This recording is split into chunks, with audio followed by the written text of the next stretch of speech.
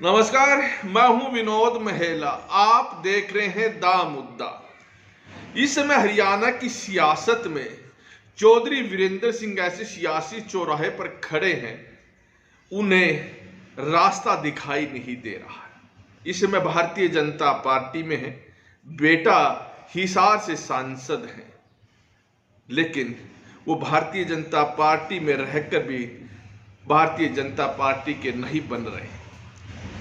वीरेंद्र सिंह बहुत बड़े और हरियाणा की राजनीति के बड़े खिलाड़ी माने जाते हैं, लेकिन ऐन मौके पर उन्हें झटका लग जाता है, चाहे वो कांग्रेस पार्टी में रहे हो या फिर अब भारतीय जनता पार्टी। चौधरी वीरेंद्र सिंह भारतीय जनता पार्टी पर प्रेशर बनाना चाहते थे और 23 मार्च को उन्होंने मेरी आवाज सुनो नाम से कार्यक्रम करना था, एक आयोजन करना था, लेकिन अब यह कार्यक्रम स्थगित कर दिया गया है और अब बताया जा रहा है कि 2 अक्टूबर को किया जाएगा। अब सवाल उठता है कि ऐसा क्यों हो रहा है। चौधरी वीरेंद्र सिंह का क्या भारतीय जनता पार्टी में दिल नहीं लग रहा, क्योंकि उनके बेटे हिसार से सांसद भी हैं। आखिर क्यों उनका थोड़ा मोह कांग्रेस की तरफ हो रहा है। तो क्या कांग्रेस में जो पहले उनका मान सम्मान था, जैसा था, उतना ही मिल जाएगा? इसको लेकर भी आज हम चर्चा करेंगे। और कांग्रेस के प्रति थोड़ा मोह क्यों हो रहा है और बेटे का मोह अभी बीजेपी की तरफ है, ऐसे क्या कारण है? दरअसल चौधरी वीरेंद्र सिंह बड़ा नाम है हरियाणा की सियासत में, इसमें कोई संदेह नहीं है। आजकल उन्होंने हालांकि यह घोषणा नहीं की कि वो राजनीति छोड़ रहे हैं, लेकिन उन्होंने अपने बेटे ब्रिजेंद्र सिंह को, जो आईएएस अधिकारी थे, हिसार से सांसद बनवा दिए। भारतीय जनता पार्टी के टिकट पर वो अच्छे मार्जिन से जीते और दुष्यंत चौटाला को उन्होंने हराया था। जहां तक बात करें, चौधरी वीरेंद्र सिंह को भारतीय जनता पार्टी ने राज्यसभा में भेजकर मंत्री भी बनवाया था, लेकिन चौधरी वीरेंद्र सिंह, जब मनमोहन सिंह की सरकार थी, कांग्रेस की सरकार थी, मंत्री बनते बनते रह गए थे। उस समय यह बात बड़े चर्चा में रही कि तत्कालीन मुख्यमंत्री यानी पूर्व मुख्यमंत्री भूपेंद्र सिंह हुड्डा ने उनका रातों रात मंत्री बनने पर टिकट कटवा दिया था, यानी मंत्री नहीं बनने दिए थे।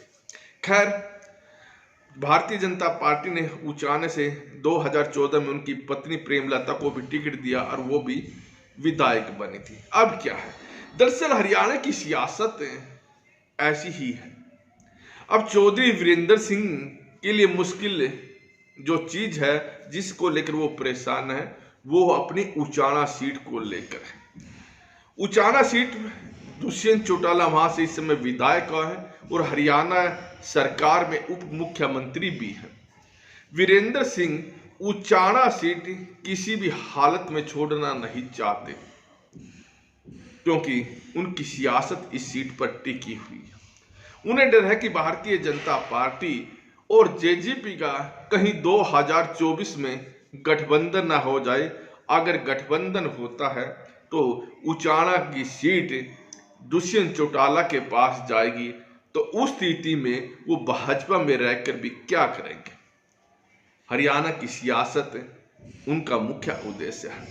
इस बात का डर वीरेंद्र सिंह को है। हालांकि भारतीय जनता पार्टी से, जो स्टेट इकाई से, उन्हें सूचना भी मिलती रहती है कि जेजेपी के साथ 2024 में समझौता नहीं होगा, यानी भारतीय जनता पार्टी अकेले दम पर चुनाव लड़ेगी। लेकिन चौधरी वीरेंद्र सिंह भारतीय जनता पार्टी के जो स्टेट इकाई के नेताओं की बात मानने या नहीं मानने, इस पसोपेश में भी है। डर इस बात का चौधरी वीरेंद्र सिंह को भी है, हो सकता है कि स्टेट इकाई समझौते के लिए जेजेपी के साथ तैयार नहीं हो, लेकिन जो राष्ट्रीय स्तर के नेता यह समझौता ना करवा दे, उसका कारण यही है कि राष्ट्रीय स्तर के नेता यह मैसेज नहीं देना चाहते, जितने भी उनके गठबंधन के दूसरे दल हैं, कि Bharatiya Janata party use and throw की पॉलिसी अपनाती है अपने सहयोगियों के साथ। और उस स्थिति में जेजेपी के साथ बीजेपी का गठबंधन हो जाए। हालांकि यह गठबंधन तो जब लोकसभा चुनाव होंगे उसी वक्त इसका फैसला हो जाएगा। उसका कारण है कि भारतीय जनता पार्टी के पास 10 की 10 लोकसभा सीट हैं। यदि गठबंधन होगा तो क्या भाजपा अपनी इन जीती हुई सीटों में से 1-2 सीटें जेजेपी को देगी? यानी जेजेपी अगर सीट मांगेगी तो सबसे पहले हिसार की मांगेगी, क्योंकि वहां से जेजेपी के जो नेता हैं दुष्यंत चौटाला पहले सांसद भी रह चुके हैं। खैर, अब यह देखने वाली बात रहेगी कि गठबंधन किया है, रणनीति आगे कहां तक बढ़ती है। लेकिन इस रणनीति ने जो वीरेंद्र सिंह की नींद उड़ाई हुई है, इसलिए वीरेंद्र सिंह ने 23 मार्च को कार्यक्रम रखा था। हालांकि अब वो 2 अक्टूबर का कर दिया गया है।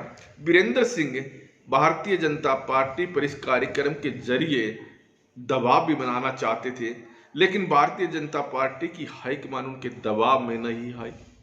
उधर बेटे ब्रिजेंद्र सिंह ने भी कहा कि अभी वो समय नहीं आया है। यानी ब्रिजेंद्र सिंह भी अपने पिता वीरेंद्र सिंह को समझा रहे हैं कि अभी रुक जाइए, अभी वेट कीजिए।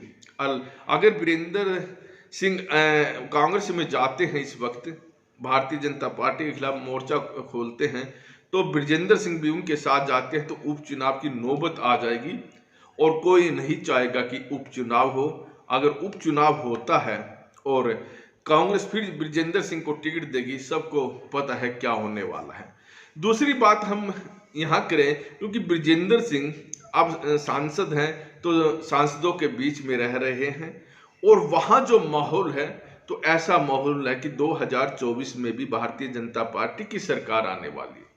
लिहाजा जो मनोवैज्ञानिक तौर पर, मानसिक तौर पर भी इसका असर ब्रिजेंद्र सिंह को पर पड़ा हुआ है और ब्रिजेंद्र सिंह भी नहीं चाहते कि भाजपा को छोड़े, क्योंकि भाजपा के जरिए उनकी राह आसान है।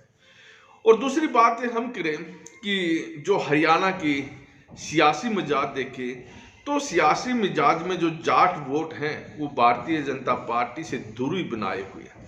2014 के चुनाव में जाट वोटों ने भारतीय जनता पार्टी को अच्छी खासी वोट दी थी, लेकिन 2019 में जाटों का बहुत बड़ा वर्ग बीजेपी से दूरी बना चुका है। और यही कारण है कि वीरेंद्र सिंह को यह भी डर है, अगर जाटों की वोट उन्हें नहीं पड़ी तो उनकी राह, उनके जो बेटे विजेंद्र सिंह की राह भी मुश्किल हो जाएगी। और ये जो उचाना है, हिसार है, ये जाट बहुल क्षेत्र है।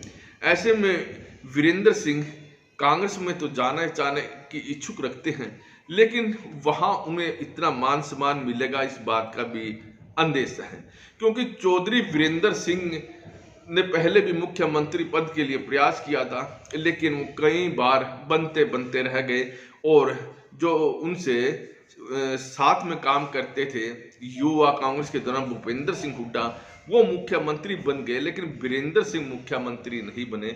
और वहां कांग्रेस में आज भी जो तुत्ती बोल रही है वो भूपेंद्र सिंह हुड्डा की बोल रही है।